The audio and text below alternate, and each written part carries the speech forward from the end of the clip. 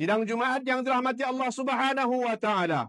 Mungkin ada dalam kalangan kita yang merindui suasana berbuka puasa bersama keluarga. Untuk mengembalikan keseronokan ini, alangkah baiknya kalau kita melaksanakan puasa sunat bersama keluarga dalam bulan Syawal ini. Kita boleh melakukan puasa sunat 6 hari bulan Syawal secara bersama, atau berpuasa sunat pada hari Isnin atau Khamis.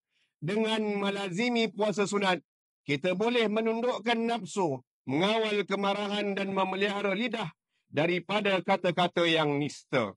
Sekiranya sebelum ini kita telah berusaha menahan diri daripada bercakap yang sia-sia atau menyakiti orang lain, maka kita boleh meneruskannya dengan membanyakkan zikrullah, seperti menyebut subhanallah, alhamdulillah, Allahu Akbar. Lafaz zikir ini tidak semestinya dibaca selepas solat sahaja, bahkan boleh dilakukan sepanjang masa. Latihlah lidah agar menjadi sumber pahala, bukannya menjadi sumber dosa. Dalam kemeriahan menyambut Syawal, eloklah kita meraihkannya dengan penuh kesyukuran dan kesederhanaan.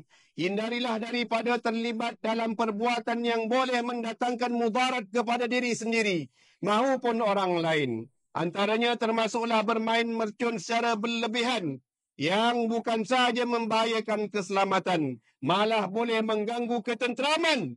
Islam tidak menghalang kita untuk bergembira, namun kegembiraan itu hendaklah dipandu oleh adab dan syariat. Kita mahukan kegembiraan yang berkat, bukannya yang membawa mudarat.